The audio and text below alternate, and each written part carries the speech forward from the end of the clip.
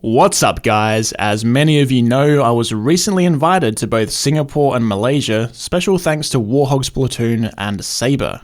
Full disclosure up front, they paid for my tickets and provided me with all accommodation while I was there. Plus, they took me out for a bunch of local food every night. This video will cover pretty much everything I did after leaving Adelaide aboard the Singapore Airlines flight. After around 6 hours in the air, I reached the Changi airport in Singapore, where I was met by Conrad and Ernie from Sabre, along with Kyle, a US-based Nerfer who's currently deployed to South Korea, the same country where Captain Slug lives. You may have heard of that guy. Ernie then kindly drove us across the border from Singapore to Malaysia, and we eventually arrived a little over 2 hours later at the Katarina Hotel. And this is where all the attendees of Operation Silent Night were staying. So around 60 players in total. On the first evening, a buffet dinner was hosted at the hotel, where all the Malaysian, Singaporean and international guests could mingle and meet each other, many for the very first time.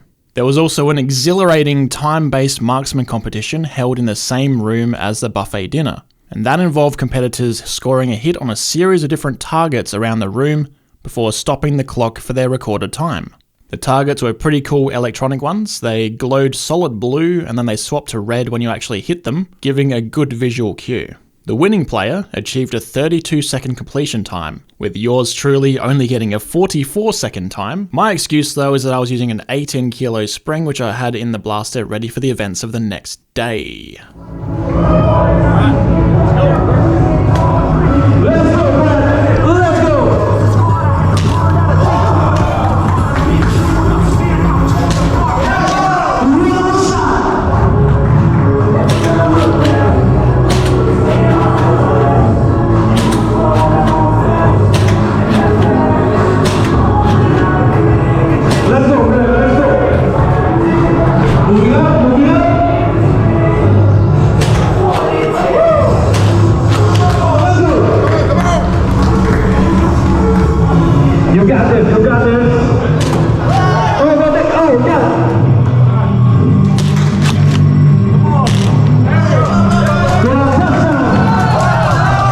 Now, from my own observations, it seemed the Malaysian players tended towards a diverse range of blasters, probably due to Monkey Mod's physical store actually being located in Malaysia. The Singapore Nerfers, however, pretty much all used the Sabre M20. Now, an interesting fact I learned while I was here is the reason Delrin is used so much in Singapore. And that's apparently due to its moisture-resistant properties. I'm told the humidity can actually destroy other types of plastic like nylon over time. Anyway, after the marksman comp and buffet dinner had ended, players were to draw lots as they leave, and this would be their team for tomorrow. Players will be split into 6 sections of 10 players each, completely at random. I thought that was a brilliant idea, and it definitely helped build community between the different nations. Each team had a good mix of Singapore and Malaysian players, plus some of the internationals like Taiwan. It was time now though to get some sleep because tomorrow it's game on. With teams decided the night before, a bus arrived in the morning and took players to the battlefield. This was a nearby scout facility with a mix of urban and forest areas. The weather was absolutely horrible. Malaysia was in the grip of a 2-week-long heat wave. Despite the conditions though, players changed into battle attire, gave their blasters some final tweaks, applied generous amounts of mosquito repellent, and the briefing for the first round began. Alright, so I'll give you a game brief first. Later I'll have the safety officer to come up to give you a safety brief, and we will walk the ground first because it's important for everyone. Most of you are first time here, you have not seen the ground, there are some dangerous places, physically dangerous places. The rules for the first game were simple. It's actually more of a warm-up. There are 12 buildings on the field, each section is allowed to capture 2 of them. To capture them, simply approach the building, make sure the area is clear, and then pop a smoke grenade. Once you've done that, the building is yours for the rest of the round. Starting locations were randomized too. My section, commanded by Bear of Warhogs Platoon, were given a starting grid reference of the largest of all the buildings, this L-shaped one. When the round began, we immediately popped smoke, and with no real incentive to attack other players in the warm-up round, I did take some friendly pot shots at a few. Then we remembered we were allowed to take a second building. Come on guys, coordinates. We're going to that one, J6. So I decided to set off with a team to check the buildings to our south, since the ones to our north were already occupied.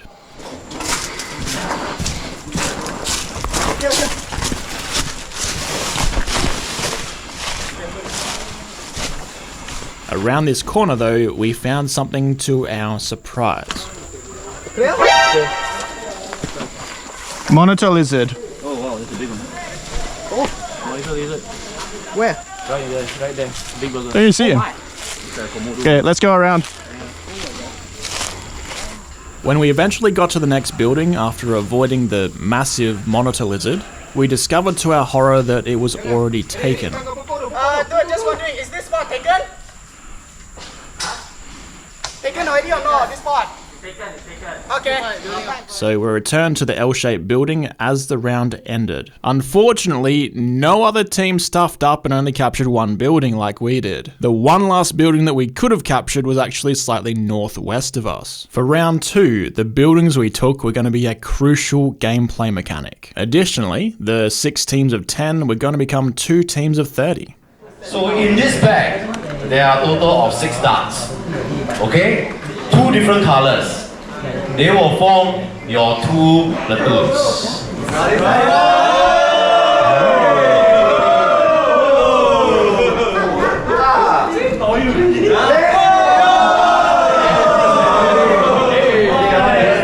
The section leaders drew lots to determine the merger, and my section became part of Red Team. Those buildings everyone captured, well, our team now gets to choose 3 of the enemy ones to let them know that we plan to attack. And if we manage to capture them, we get to keep them.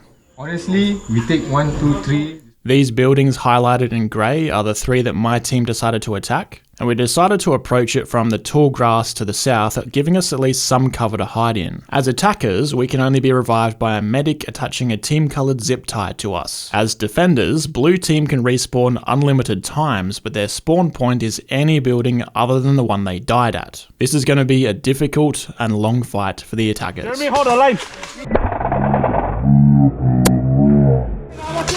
Boy, move! You're a big target, you're 2.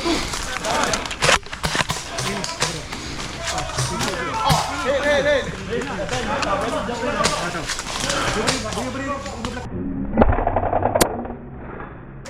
Building, 你这样走过去，那边走过去，后面走过去。啊，这边。冲过去。Oh, hit! Medic! Thank you. I'll try to flank.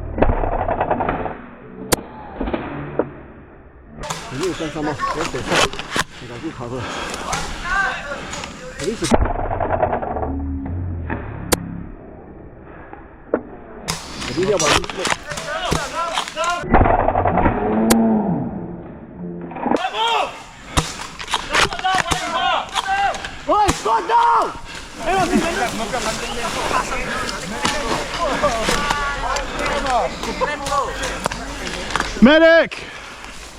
拨出去，谁死了？有声 medic。OK。Smoke! Hey, nobody here has smoke. Anyone has smoke? No. Who has the smoke? Eventually, we must have killed enough of them off that while they're off respawning at the next building, we captured both of the buildings next to each other. My group then proceeded northeast around the L-shaped building, and we were about to cut through it for a shortcut when we met our friend the monitor lizard from round 1. Holy shit, Godzilla! He was being so nice defending the building for us. Okay, the enemy. 2 more minutes! By the time we catch up with the rest of our team, the round is now over, and we managed to capture the 3rd building we had nominated to our enemies. But for round 3, now it was our turn to defend. The buildings our opponents chose to take were the 3 clusters in the middle of the field. Okay guys, these are the 3 that we have to defend. 1 point is here, 1, 2, 3, okay? Probably the easiest ones to capture due to proximity to each other. although as you'll see later, it may have been a poor choice for them. I chose to begin the round hiding in the shadows of this building next to their closest capture point. Now, remembering that my team can respawn at the nearest building we control, and the attacking blue team has to wait for a medic to arrive, I make life difficult for their medics where possible.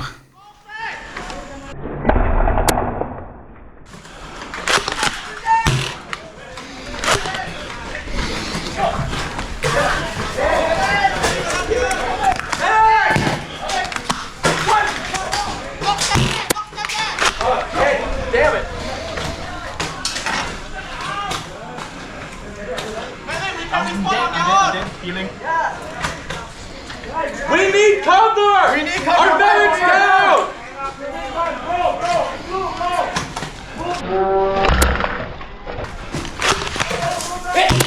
At Operation Silent Night, there were no bang bang rules. However, if you were close enough, you could choose to barrel tap for a melee kill. Okay, we're Barrel tap. We're up. I think melee killing both the medic and the guy he was reviving was my favourite highlight of the round. He's dead. One, careful.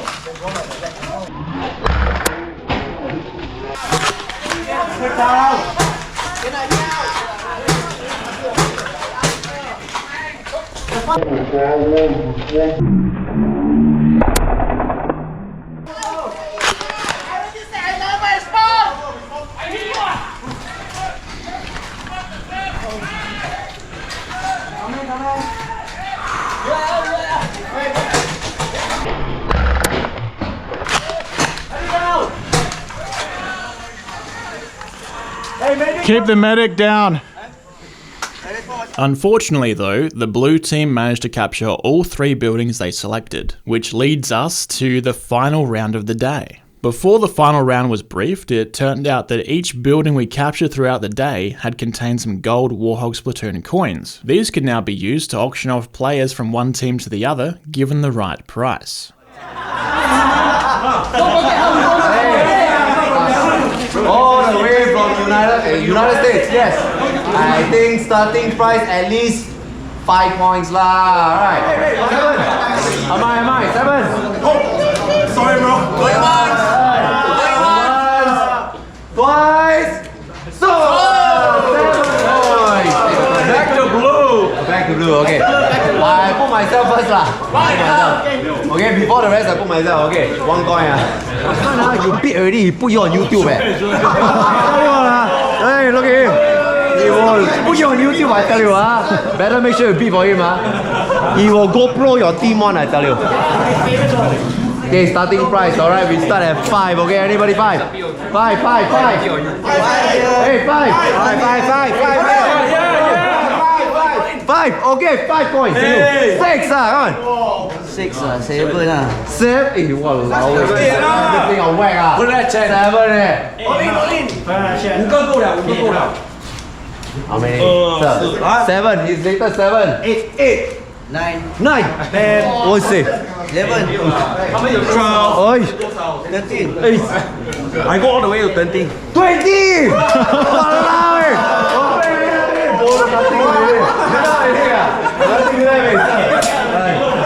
Okay.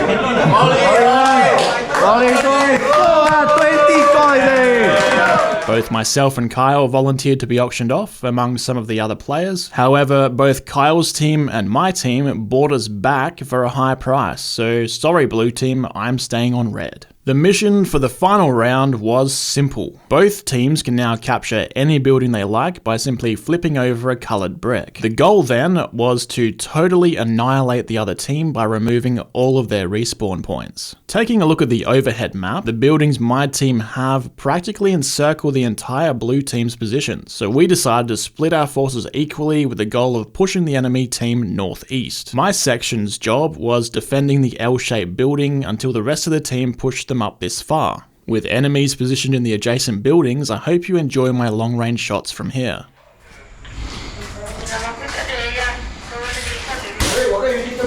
Okay.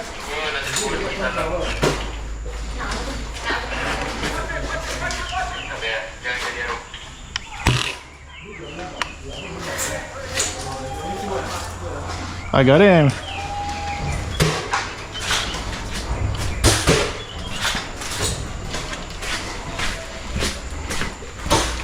I decide to move up closer. The room to my right at the end actually has a monitor lizard inside, so it's been closed off, having the added benefit of meaning enemies can't sneak up behind me.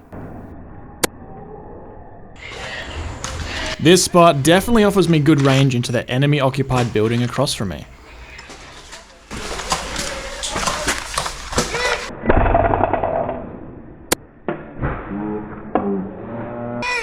The enemies still aren't really looking at me. I think some of my teammates might have them a bit distracted to the right.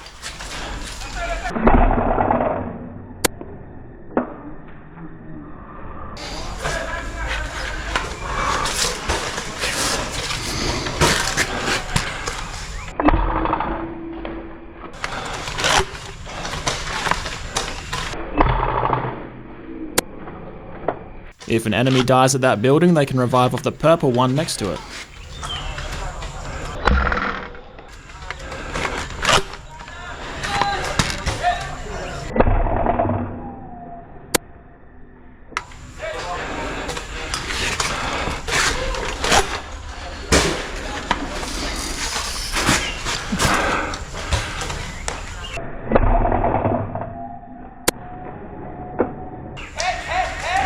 Haha, sucked in, Kyle.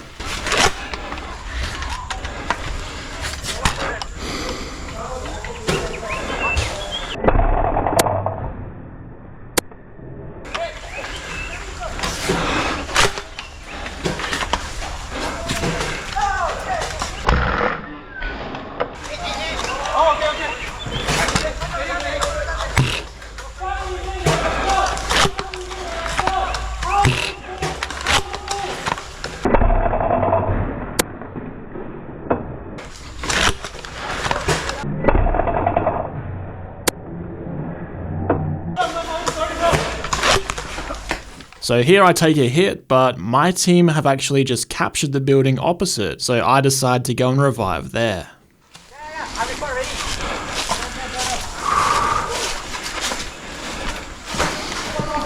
Hey, get aside! Get aside!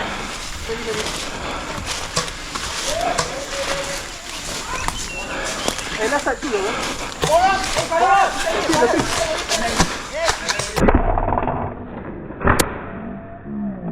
Haha, sucked in, Kyle.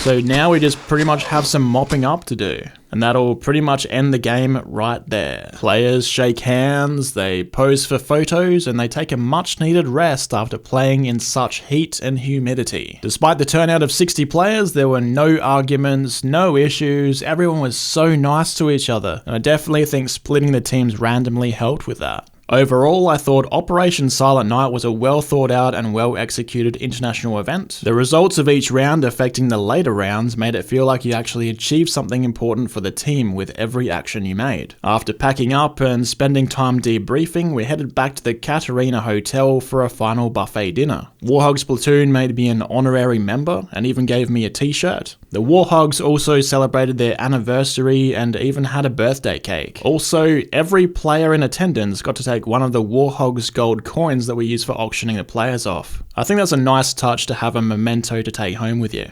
The next morning, after the buffet dinner, Ernie, Kyle, Conrad and I departed back to Singapore, where the guys from Sabre and Warhogs Platoon took us around to all the tourist spots for the next couple of days. We got to see the night safari, we visited Gardens by the Bay, including the Avatar movie exhibit in the Cloud Garden, plus the Flower Dome.